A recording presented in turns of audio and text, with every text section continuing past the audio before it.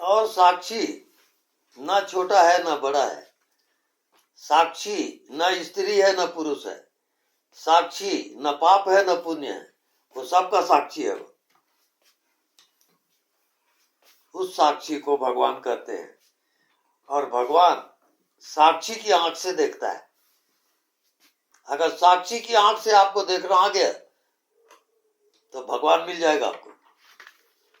भगवान ही देख रहा है साक्षी होकर, दूसरा कुछ नहीं है।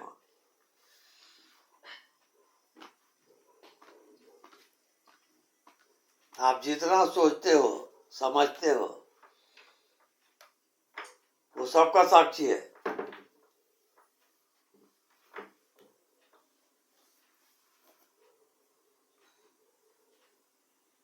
साक्षी की आंख से केवल भगवान देखता है।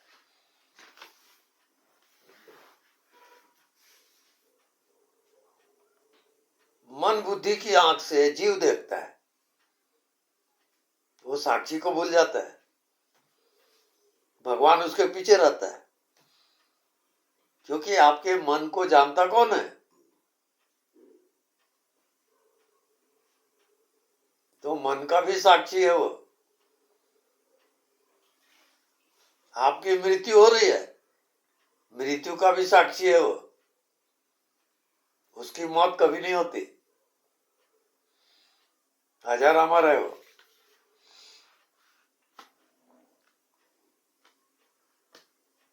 और बिना साक्षी हुए आप मुक्त कभी नहीं हो सकते, बंधेज रहोगे। केवल साक्षी ही मुक्त है, क्योंकि वो केस में इन्वॉल्व नहीं है। मर्डर हुआ ठीक है, वो केवल साक्षी है। तो आज तक कोई भी अदालत साक्षी को सजा नहीं देती।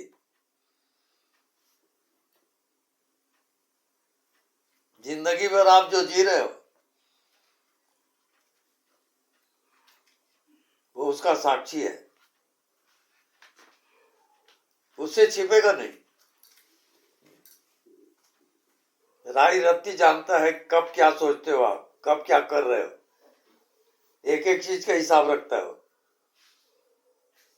उसका नाम साक्षी है, साखी गोपाल। जिंदगी भर आप जो जियोगे उसका फैसला साक्षी करेगा।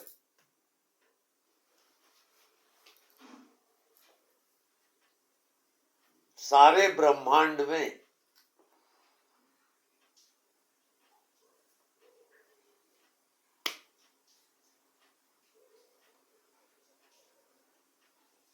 केवल साक्षी ही सत्य है। साक्षी को आप किसी भी हालत में हटा नहीं सकते। आपका मन चल रहा है, साक्षी हो आप।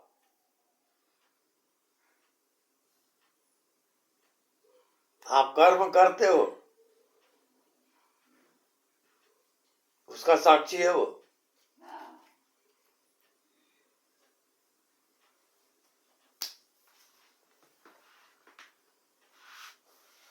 आपके मन, आपकी बुद्धि सबको जानता है वो।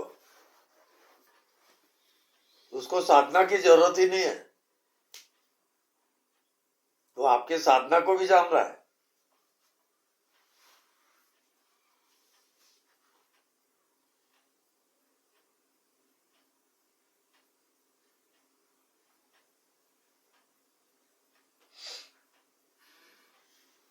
साक्षी को आप साध नहीं सकते।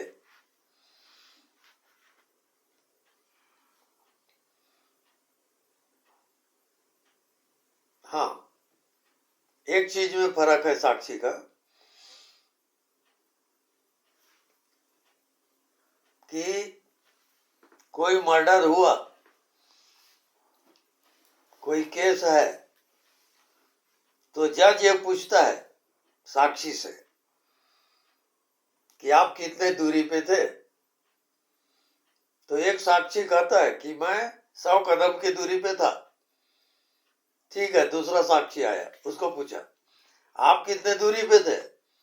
वो कहेगा साहब मर्डर हुआ, मैं 10 कदम की दूरी पे था, तो जज किसकी बात मानेगा? वो नजदीक वाले का।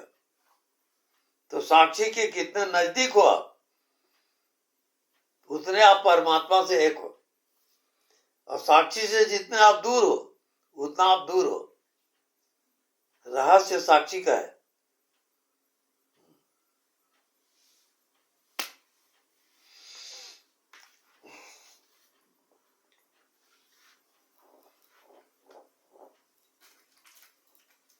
आप अपने शरीर के साक्षी हो,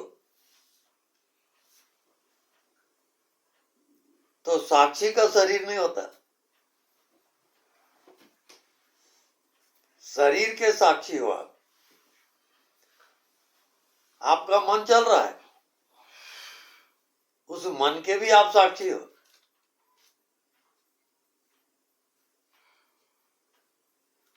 जो साक्षी होकर जिएगा वो उसी क्षण तत्काल मुक्त हो जाता है।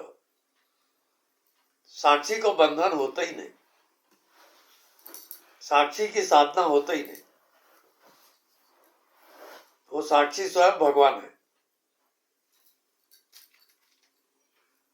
आप साक्षी को हटा के बता दो,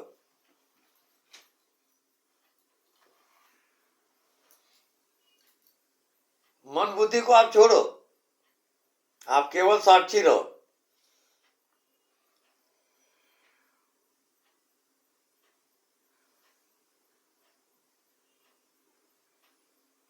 संसार दिख रहा है उसका साक्षी, आपकी मृत्यु हो रही है उसका भी साक्षी,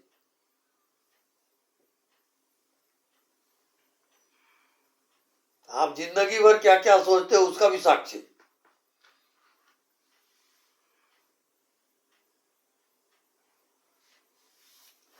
अब साक्षी विषय नहीं बनेगा। वो साक्षी न शरीर है, न मन है, न संसार है, न जन्म मृत्यु है। वो सबका साक्षी है बस।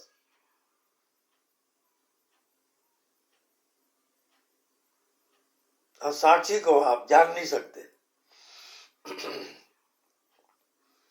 क्योंकि आप जो भी जानोगे उसका भी साक्षी है वो।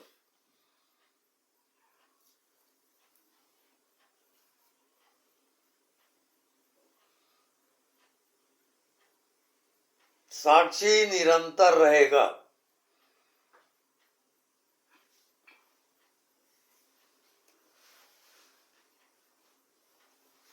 चाहे जन्म हो चाहे मृत्यु हो।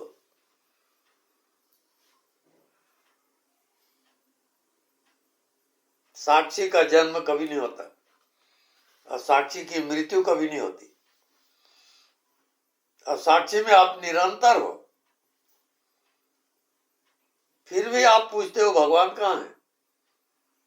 अरे साक्षी ही तो भगवान है, आप कहाँ खोज रहे हो? ये मुश्किल है।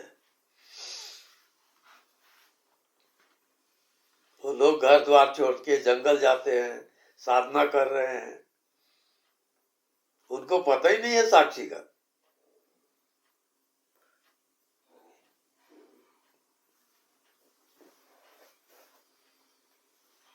आप कुछ ही मत करो, कोई ध्यान मत करो,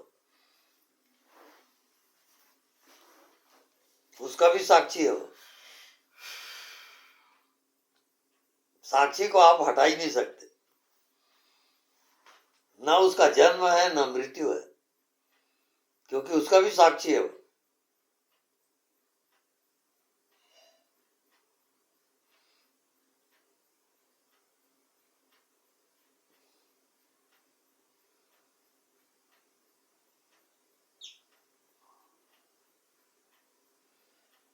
जितनी सृष्टि रचना है, जितने लोक लोकांतर है, वो सबका साक्षी है। चांद का, सूरज का, धरती का, आसमान का, सबका साक्षी है वो।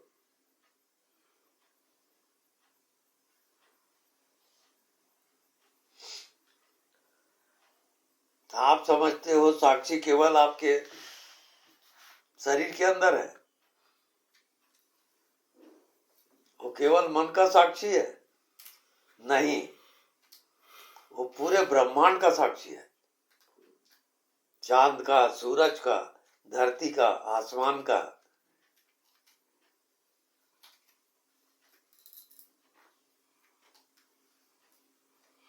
साक्षी विषय नहीं बनेगा।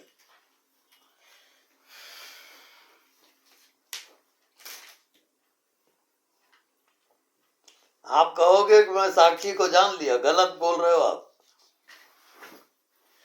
वो जानने का भी साक्षी है वो। आप साक्षी को पकड़ नहीं सकते। बड़े बड़े देवी देवता, ये चांद, ये सूरज, ये धरती, ये आसमान, सब के साक्षी के अंतर्गत है। सबसे श्रेष्ठ साक्षी है और सबका आधार साक्षी है। साक्षी विषय नहीं बनेगा। साक्षी की आप साधना नहीं कर सकते। सब साधना मन का है। आप जन्म से लेके मृत्यु तक जो भी करोगे, साक्षी उसमें जिम्मेवार नहीं है। वो केवल साक्षी है, क्योंकि वो केवल भगवान है। भगवान माने साक्षी, साक्षी माने भगवान। ये जान लो आप जिंदगी भर जो भी करोगे उसका साक्षी रहेगा। उसको पकड़ नहीं सकते आप। हाँ, साक्षी का महत्व एक अलग है। जितने आप पास में रहोगे, तो पास वाला जो साक्षी है वो प्रबल है। दूर वाला साक्षी डाउटफुल है।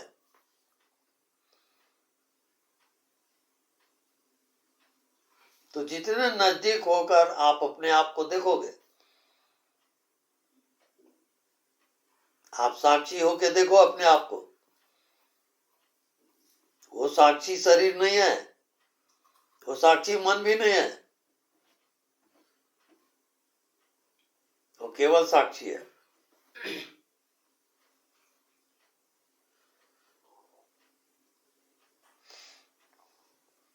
तो पूरे ब्रह्मांड में साक्षी केवल एक है। चाहे वो देवी देवता कोई भी रहे, सब साक्षी के अंतर्गत है। ये धरती, ये आसमान, ये पूरी जिंदगी का आधार साक्षी है।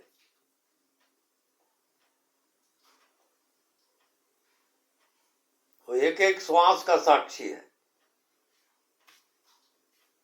एक एक मन बुद्धि का साक्षी है।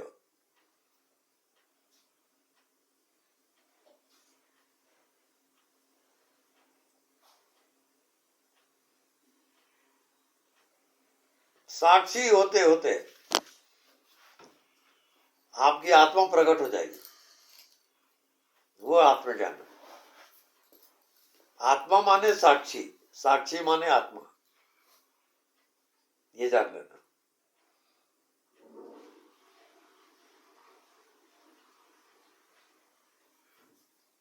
तो जिंदगी में जियो, साक्षी होकर जियो। मन चलता है, चलने दो, आप साक्षी रहो।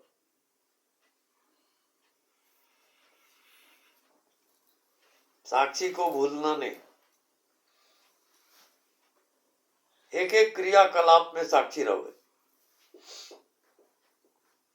आपको कोई साधना की जरूरत नहीं है। अभी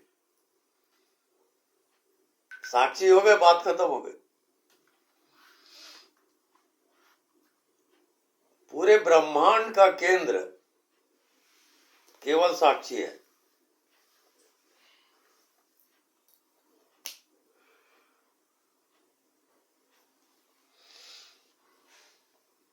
ये आपका होमवर्क है, साक्षी होना, साक्षी होकर जियोगे।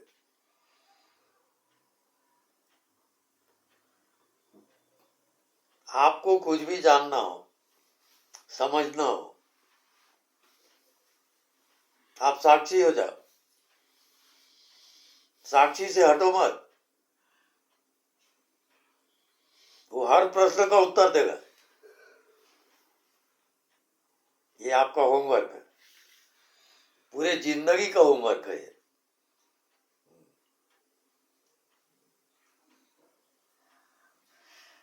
साक्षी में यदि आपको जीना आ गया तो समझ लो मंजिल आ गई।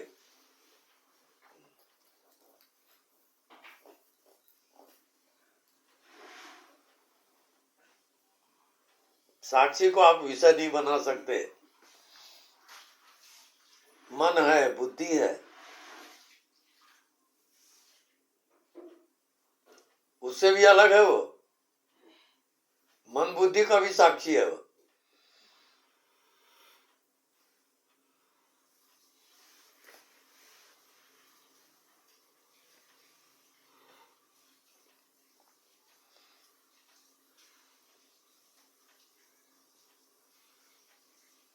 सोते जागते उठते बैठते व्यवहार करते जो साक्षी होकर जिएगा वो उसका अंतिम यात्रा है। उसके बाद जन्म नहीं होता, वो मुक्त हो जाता है। ये आप लोगों का होमवर्क है। आप साक्षी होकर जियो, कर्म करो पर साक्षी को न भूलो।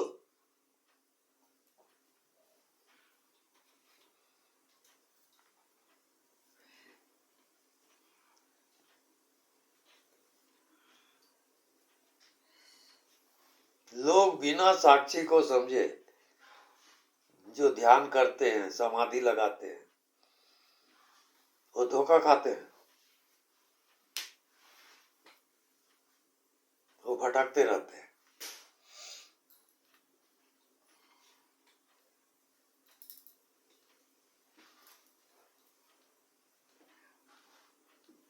देखो आप लोग इतने बैठे हो, हर एक के अंदर जो विचार चल रहा है, मन चल रहा है, वो साक्षी पीछे में है। और आपके मन में क्या क्या हो रहा है वो सब देख रहा है।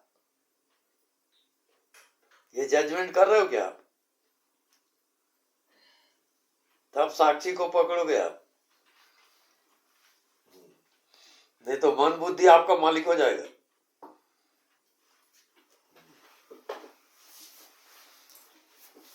साक्षी की आंख से केवल परमात्मा देखता है, बाकी कोई नहीं देखते।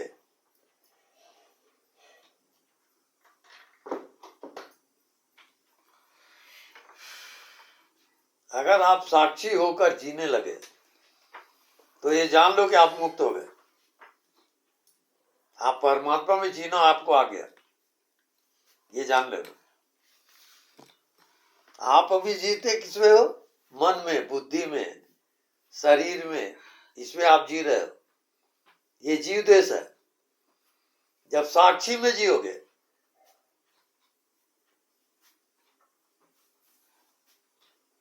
तो वो वैकुंठ है, ईश्वरत्व आएगा। साक्षी माने ईश्वरत्व। परमात्मा जब देखता है तो साक्षी होकर देखता है। परमात्मा केवल साक्षी है, मन बुद्धि नहीं, संसार नहीं, शरीर नहीं, तो केवल साक्षी है। अगर आपको साक्षी से जीना आ गया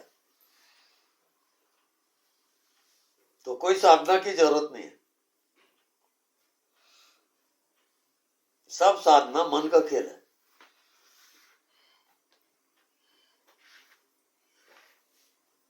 मृत्यु भी हो रही है, शरीर की हो रही है, साक्षी की मृत्यु नहीं होती।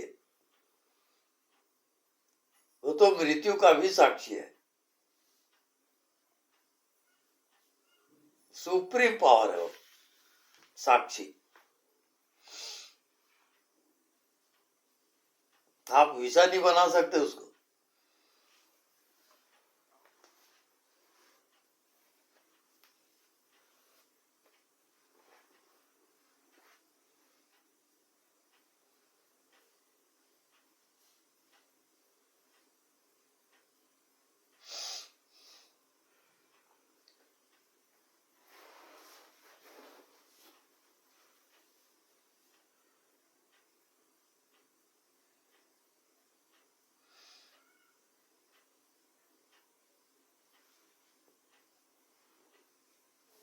तो पिक्चर को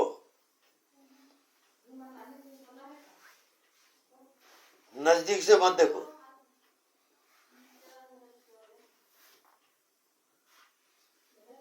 पिक्चर हॉल में पिक्चर चल रहा है तो थर्ड क्लास की टिकट कम है, क्योंकि वो पिक्चर के नजदीक है।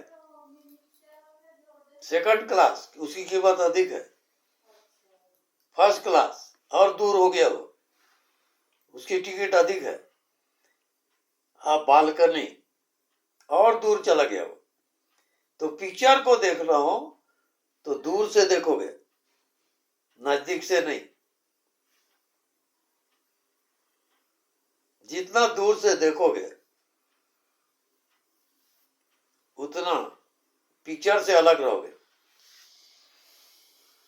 ये शरीर, ये मन, ये संसार सब पिक्चर है। इसको दूर से ही देखना, नजदीक से नहीं।